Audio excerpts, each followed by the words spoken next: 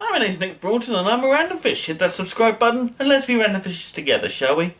So, a couple of days ago, I went with my brother to go see Venom. As you can probably tell from the thumbnail picture of what I'm going to stick up here, which I'm hoping will be me with the Venom half of the face that I've currently got on my phone, so that should be fun. How best to describe Venom as a movie?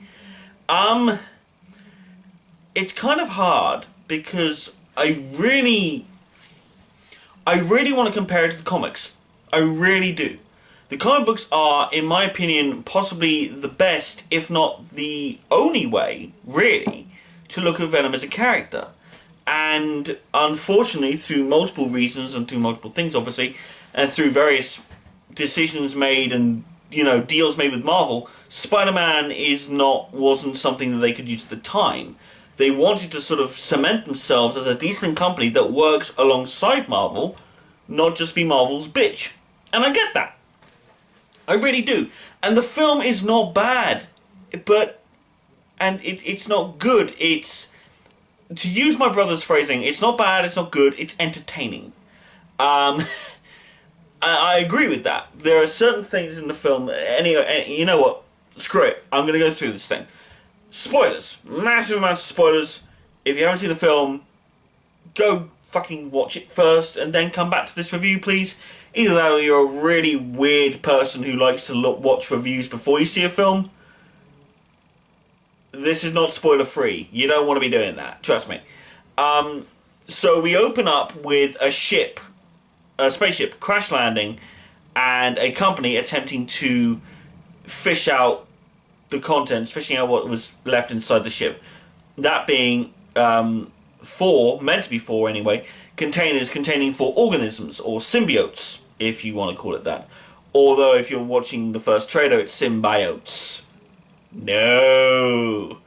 I'm so grateful they changed that, I really am. It's kind of amusing. It was quite funny to hear that first time. I got really pissed off about that. I got more pissed off about symbiotes being mispronounced as I did about, more than I did about, the characters' names being mispronounced in The Last Airbender, for crying out loud. But that's a separate story for a separate time.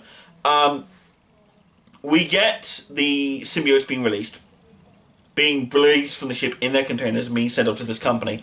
And the guy who's heading the company, who's our main antagonist of the show, of the film, sorry, he finds out that one of them is missing. And this one that was missing ends up infecting someone, ends up taking over someone as a host, and, starts traveling in an attempt to find someone or something. Now, I'll be honest, when I first saw that section, I did think that that was Venom.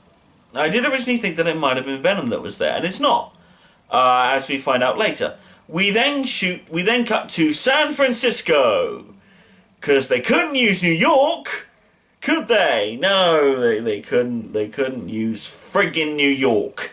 Again, a lot of what I'm going to say here is me fanboying about the comics and blah blah blah, and I do understand that films need to be changed to match the comics. I swear I know. I swear I understand, and I swear I still like the film, but every so often my true Spider-Man fanboy will just appear.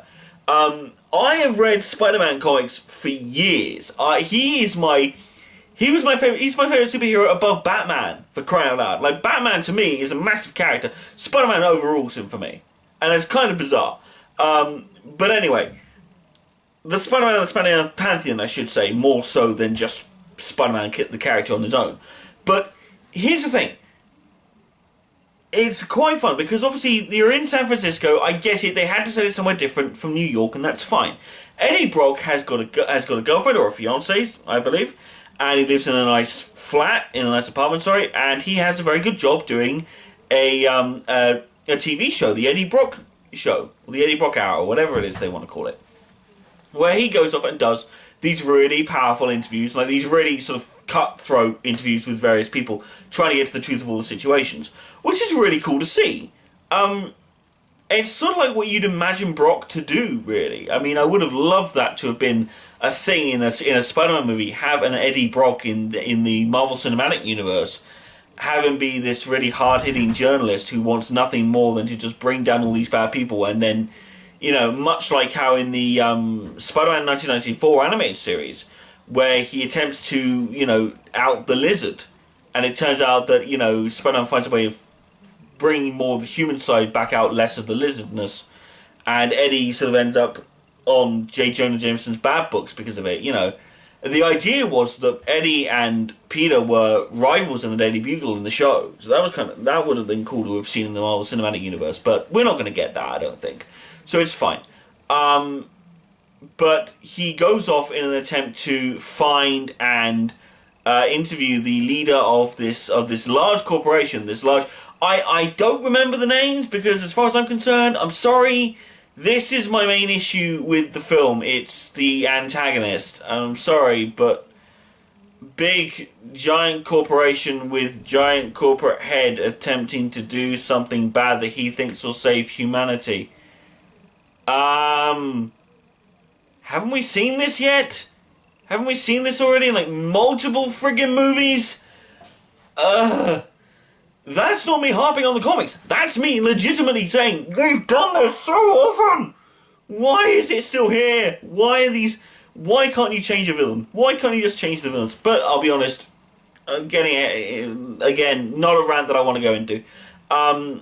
Eddie tries to do a hard-hitting interview with the guy and ends up getting fired for it. And when he gets fired, he finds out that his fiancée, who he kind of stole files from in order to ask the hard-hitting questions to this guy, she gets fired because of him. So she in turn breaks up with him and gives him back the ring, before leaving him forever and doing what she does. Eddie then sinks into this whole, like, we cut to like 6 months later. Eddie's a bit pissed off. He's living in a rundown, shitty apartment and everything else. He's just not doing as well as he used to, and he's obviously not got the show anymore, and blah, blah, blah. And one of the scientists who belongs to generic evil corporation comes up to find him and tells him that, you know, there are these experiments we're doing and it's bad and we want it gone. And then he's going, I'm sorry, don't do that anymore. I'm not Eddie Brock. Yes, you are. Okay, fine, I'm coming. And they go to the lab. That is not an accurate representation of that scene. That's just me being silly. Just saying. But they go to the lab and they try to... They let Eddie into the secret room in order to find the symbiotes. The lady scientist is explaining all of this while they're going up there. And all that sort of thing. And Eddie Brock ends up going into this room and he finds these symbiotes who have been tried to be bonded to multiple different hosts. And he finds the one person who actually is responding is one of his friends from the street, who obviously got picked up and told and, you know, was forced to try to bond with the symbiote, because the idea was the symbiote needs a specific human host to work. It's kind of like how certain blood types only work for certain blood types, for certain people, and it's very much the same thing with the symbiote. And Eddie obviously ends up being infused with it, ends up bonding with the symbiote, and of course it ends up being Venom. And the rest of the movie is basically Eddie hearing Venom in his head, a bunch of really cool chase scenes, discovering that the symbiote that was traveling the whole time wasn't Venom, but was some other evil, random symbiote. Name's not important here. And it's just... it very much sort of culminates... Venom is found out to be killing Eddie from the outside, because he requires, you know, living flesh in order to live, and all of this sort of thing. And there's this whole, why are you staying on Earth? Why are you now protecting us, Venom? And he goes, because of you, Eddie, because of you. And he jumps off, and it's all scary and awesome and blah blah blah. And you then get the fight between the two symbiotes, and one of them going, I'm going to come back with a million of them, and then we're all going to populate the planet and take it over and destroy it, blah blah blah. And Venom goes, yeah, not likely, and the fight ends. Big explosion of a rocket, sort of, kind of. The ending involves a shoplifter from earlier in the film, and it's all very... this is where I'm going to get a lot of shtick.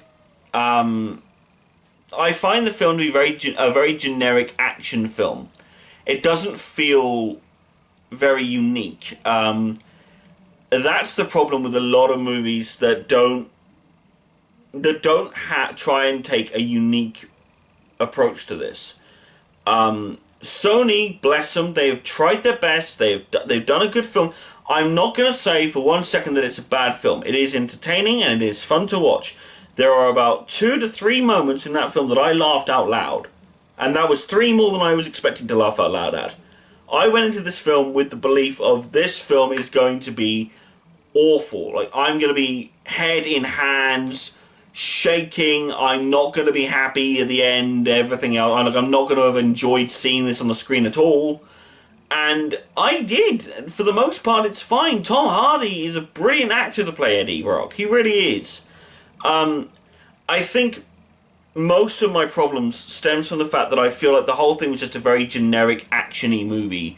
Didn't feel like there was much in the way of uniqueness of it. It felt very much like that. And the villain, again, the reason why I call it generic evil corporation or generic bad guy, the symbiote, the evil symbiote, I should say, you know, his fight with Venom, it felt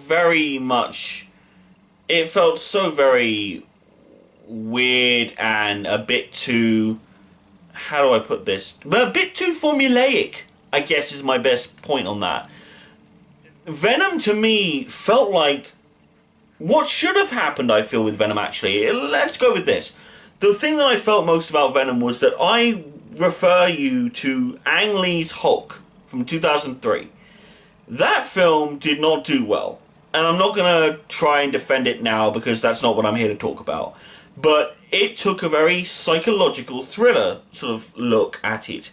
I.e. a very mental, surrealist almost style thing. There's a scene where Bruce is wiping his hand across a mirror and it turns out to be, and it also on the reflection, is the Hulk's giant hand just doing it with one finger. And he smashes through the window, grabs Bruce, and they continue to fall, and that whole thing happens. That was very cool, and that was very cool to see. I would have loved it if that had happened to Eddie. There are certain aspects from the comics that I think they could have employed here that would have worked. They went the route of the fact that it was an alien symbiote, not something man-made, which I liked, but I also thought they could have gone in a different direction and made it a bit more, not plausible, but a bit more of a scientific sense to work with the reason they were working with. The reason why they found the symbiotes in the first place is that they wanted to find a way to allow human beings to survive off the planet. The idea was that humanity has ruined the planet, we need to find a way of surviving once we get off it, these symbiotes might be the key. That's the thoughts of a generic bad guy. To me, unfortunately, I think they could have gone one better. They could have taken a symbiote or brought one symbiote back and taken a snippet of it, or had only like a tiny smidgen of symbiote and used it as a basis to create a suit. Not an alien living organism, but just a suit. Something that could help bring someone to life, and then they'd need someone to test it. That's when the alien stuff can come in, i.e. the bonding process, the devouring of the insides, the need to feed. The idea for this all comes from the Ultimates universe. In Ultimate Spider-Man, Venom is created thanks to Peter's father and Eddie Brock's father. And they made a suit that could potentially have cured cancer. And the idea was that Spidey got really pissed because obviously his dad did all this work and this corporation was trying to take it away from him. So he went in to try and steal the suit, and of course it became like the suit becomes, it enhances his powers, but it doesn't work very well with him, blah, blah, blah. And the idea of it became that when Eddie finds out who's the fact that Spider-Man is Peter Parker, he finds out that he swiped the suit, and he takes the suit, and he becomes Venom with it. And the idea was that's what the suit was meant to be. It was always meant to be... It was meant to be a suit, but there was something fundamentally wrong with it, and it was warped, and that's why it became like it became. And that Venom had a desire to feed, a much greater desire to feed than anything else, to the point where he was hiding out in parks and eating passing joggers. You know, he really became that character, and when the suit faded away and he became normal Eddie again, he was just so downtrodden and so, like, beaten up inside that he looked like a homeless person. That was a really cool thing to add in there, and they made that good in the film. He was obsessed with trying to find something to eat. Venom constantly telling him that he needs to feed, and that's why he was feeding on the insides of Eddie. And the fact that, you know, his once love interest suddenly became, you know, obsessed with trying to help him, trying to make him feel better. And, you know, it turns out that she's with someone else now, who's a doctor. And the doctor, and this guy tries to help him, and Eddie's like really, and actually Eddie's really grateful, and it's this platonic thing that happens between the two of them, to the point where they go, I'm still with this guy, this hasn't changed, I'm not getting back together with you, that's fine, I'm just going to go away now. That's what that was, and I really applaud the film for doing that. But the idea was they thought he was in some kind of parasite, that it was some kind of thing like that. And that was really cool to see. It's just, I think if they'd gone for the man-made suit aspect, then he would have had a much more stronger basis for the whole wanting to feed thing constantly. I think it would have been cool to have had that as a concept. I think it would have been cool to use that. But since they were going with the alien thing, fine. It still works. It still functions as an idea, as a concept. The idea that Venom was the loser of the symbiotes, again, works wonderful with the movie, because Eddie's the loser, Venom's the loser, they find each other. It's beautiful. It really is. But I just think from a storytelling perspective, from my own perspective anyway, of being a Spider-Man fanboy, the idea was that Venom was insane. Venom's symbiote was insane because of something that happened to him previously. He'd bonded to a mad alien of some kind from his home planet, and he'd just gone nuts. And by the time he ended up on Earth from the spaceship, all of that stuff sort of, you know, had accumulated. And when he bonded with Spider-Man, all of that stuff sort of came to the front. And by the time he reached Eddie Brock, he was completely nuts and enhanced with Spider-Man's powers. Also, that's the other thing. In this version, obviously, he's all black tendrils and whatnot. He's got no webbing. It's none of that stuff. He's not like the Spider-Man, but a broader, meaner, bulkier version. He is basically the ultimate version of Venom, in that he has no webbing, but has tendrils that he can whip around and, you know, uses webs almost, but, you know, it's giant tentacles. That's cool. I just wish that... This is the thing. This is what I'm going to leave you with. I'm going to stop this now because this is getting ridiculous. I'm just going to end it on this note, on this very specific note. If you want to see a film that is about Venom, that you can just sit and watch it as a standard film without needing to know anything about the lore or anything like that, you know what? This film is perfect. It's a brilliant film for you. For someone like me who's delved deep into Spider-Man lore, I had to struggle a lot to disfranchise myself from the Venom of the comics. I really did. This may just be me and my inability to let go. Heck, I mean, when Infinity War came around and Thor created Stormbreaker, my mind went, no, that's Beta Ray Bill's hammer, you weirdos. But obviously now I've come to grips with it, and it's a lot better as an idea in my head. But maybe I just need some time to deal with the Venom stuff. But if you're someone who's a massive Spider-Man fan, I still would recommend this film. And I'm going to end it on the words of my brother. It's not bad, it's not great, it's entertaining. And I think that's the best thing to leave this video on. So please do check out Venom if you haven't already. If you haven't, then you really are screwed up, because you just watched this video. Again, I do know the names of these characters. I refuse to acknowledge them. And also just to really sort of put it up there, I did like the movie, and the mid-credit scene that they throw at you, guys, I mean, if you get enough money to make a sequel, why go with that guy? Why bring him into this now? Why not sort of try and build their friendship a bit more? Like between Eddie and Venom. I'm not going to tell you what the mid-credit scene is, because frankly, that is something that even I don't want to give away, because it's stupid and it's silly, but damn it, I can see why they did it. That's the problem. You can see why they made these decisions, but I just don't want them to make the decisions, that's all.